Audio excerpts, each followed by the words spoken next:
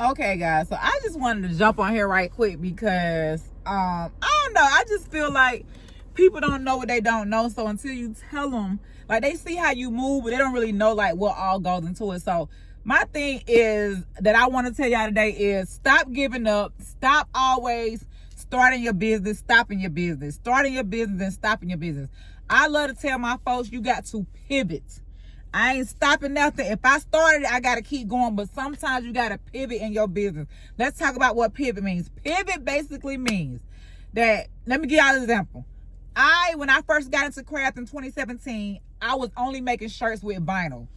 That's all I was making. I was weeding over a cricut. I was slaving over a cricut machine, silhouette machine. It was taking me hours to cut it, hours to layer, hours to just everything vinyl. And then 2019, that's when I heard about sublimation. I'm like, oh, what is this? I only heard about it because so many people was talking about it in the world. So many of my customers was coming to me and like, hey, do you know how to make this all over shirt that I seen on Nunu page? Or hey, I seen this nice tumbler that Kiki made. Do you do that? And at the time, I only knew how to do vinyl, but because so many people was asking about it, so many other people was doing it, I had to study and do my research and figure out how can I get into the sublimation game if I want my business to grow. Obviously, everybody don't always want shirts with vinyl. They don't always, want those things. So it's like, what else can I do to grow my business that everybody else want, okay? So I started studying sublimation. I got into sublimation. I absolutely loved it. And my business took off. Now, if I would have never got into sublimation, I would not be where I'm at right now. But because I pivoted, meaning what's popping right now, what's trending right now, what is it that everybody is asking for right now, because I pivoted, I was able to get to that next level. Okay, so sublimation game popping, everybody wanting tumblers all over shirts, everything going good. But then later on, people are not wanting white shirts. So here we go again. It's like, oh my gosh, every time I learn something, they want something else. It's like these customers are never satisfied, but hey, that's who pays the bills. Okay, so now they want what you call DTF transfers. They want to be able to order in bulk, get it at a faster time, but I want it to be basically my logo. I don't want it to just be vinyl, because you can't do nobody logo with a vinyl. You can't weed a logo. They want their logo on their shirt. I don't care if they're a hairdresser, a real estate agent, a barber. Now they want their logos on custom items. And the only way I knew about that was DTF transfer. So here I go again. I done started doing my research. I'm studying, and I come out with DTF transfers. Now, at the end of the day, anything you do with your business is going to be an investment. I don't care how you try to put it, how you try to go to free wild. A lot of y'all try to do the little free ski. You know what I'm saying? I love a little free ski. But that ain't going to always grow your business, you guys. So I had to sit down and look at my money, my budget, and say, okay, can I invest into a DTF machine? Because I could have easily got it from a third party. That's a good way to start out. But with me, I'm a risk taker. Don't follow me, though. I'm just telling y'all. I'm just telling y'all about myself. Sometimes it's good, sometimes it's bad. But I'm a risk taker. I don't really know if what I'm investing in is going to, bring me back my return on my investment. But at the end of the day, I'm not scared to lose. I feel like a loss is really not a loss. It's really like, what is this trying to teach me? What can I learn from it? So I'm the type that if I see something I want and I got the money, I'm going to invest in it, because I'm thinking, I'm playing the long game. Is this going to bring me back my return the long way? Sometimes we be wanting that fast money. We want it back right now. I already know this. I done been in the game too long. I'm not going to get my return back as soon as possible, but I will get it eventually. So that's how I think whenever I'm investing into things, is I'm going to get this DTF machine. And I know once I start putting it out there, I'm promoting, I'm being consistent, the money's going to start rolling in. Now, it's not going to roll in as fast as I want to, but it's going to start rolling in, okay? So, like I said, after sublimation, not everybody wants DTF transfers. But then you got to think about now, as a crafter. Remember, we are crafters at the end of the day. We are creative. Whatever's popping, we got to try to figure out what's going on and keep up with it. I'm just going to say that. That's why I don't understand when people be like, oh, you got to niche down. Niche? How can I niche as a crafter? I'm a crafter. I'm a creator.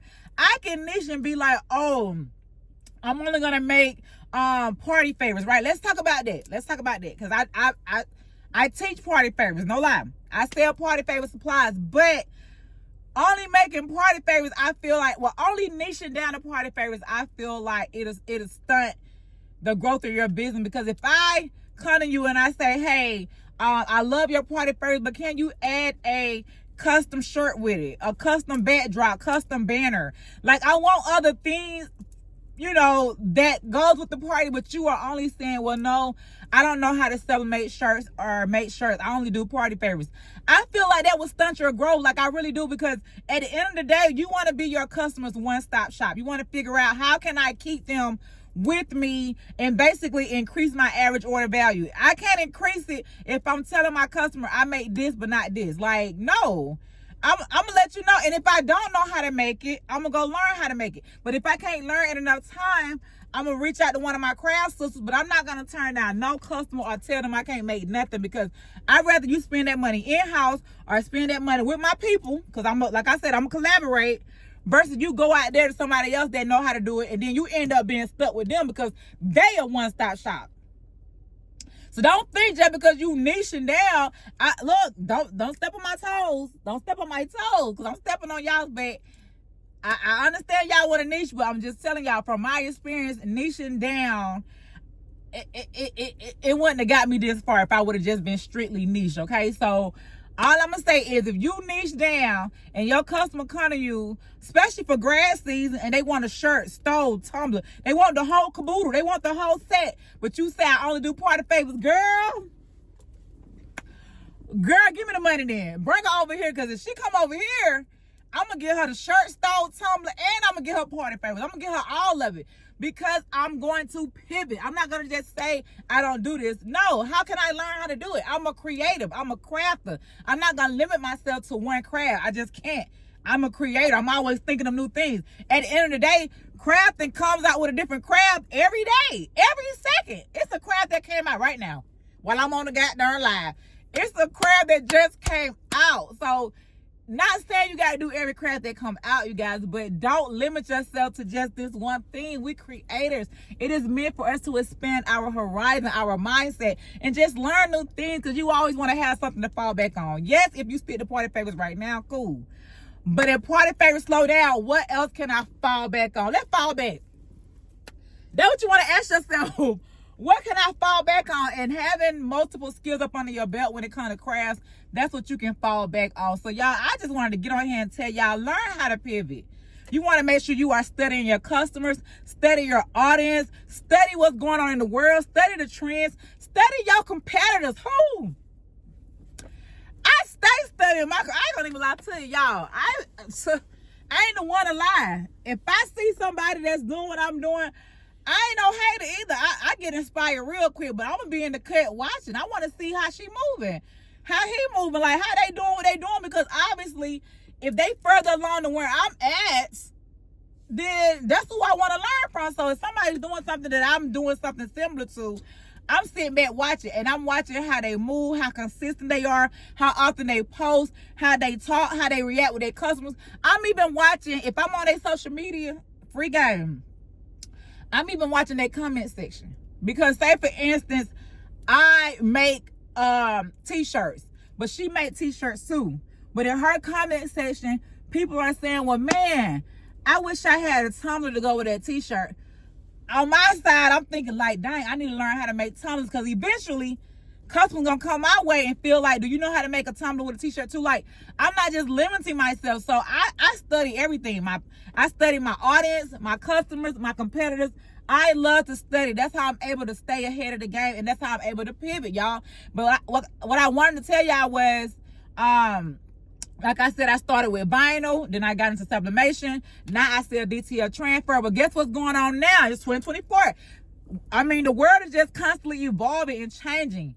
2024, everybody heavy on the AI. Everybody is heavy on AI. If you have not taught yourself or took some type of class, learning how to design, learning how to use AI prompts, you're going to get left behind again.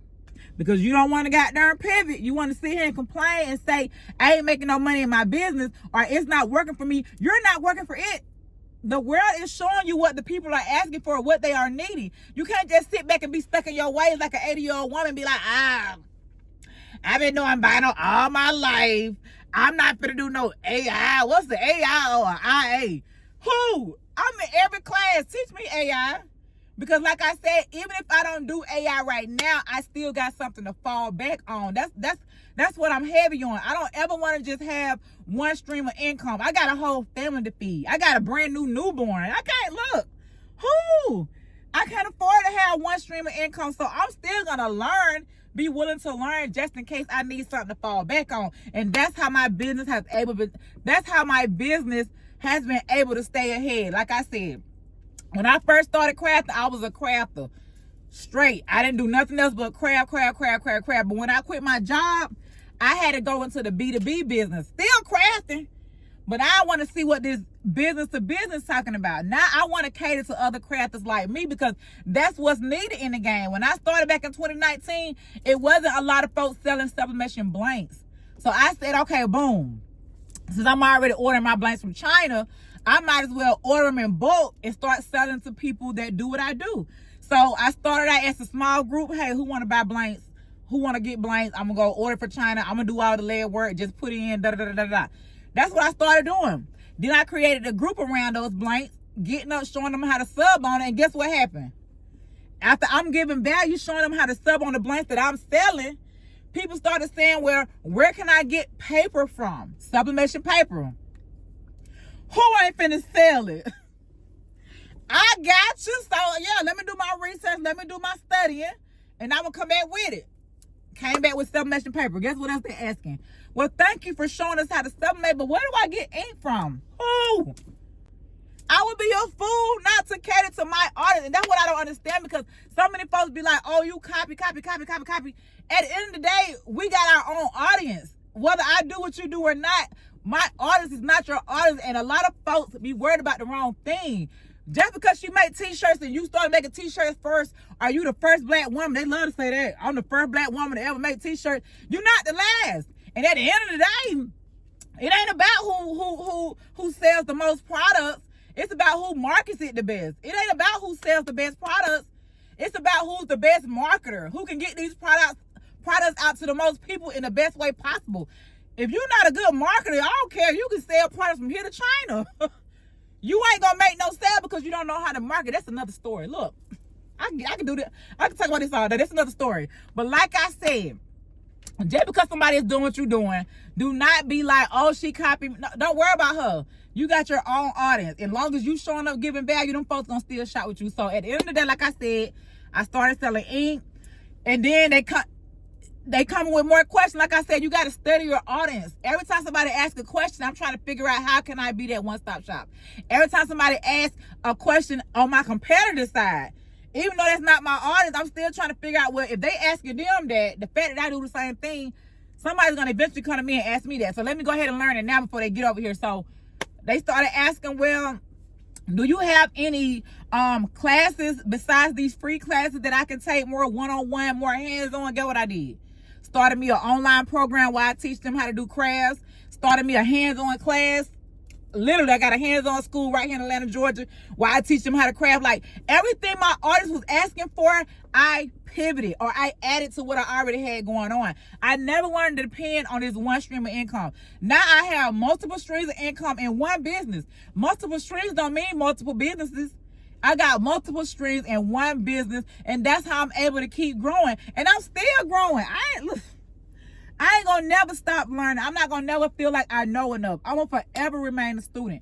I'm still trying to figure out what's popping in the world right now that everybody want to learn, that I can make sure I'm giving them the best bang for their buck. And right now, everybody want to learn how to do memorial items.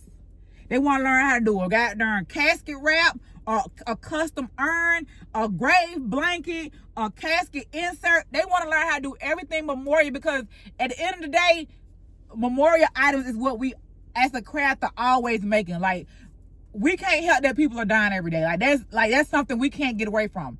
So if you know that, and I'm just telling y'all how I think, if I know that this is going to be a need regardless, right?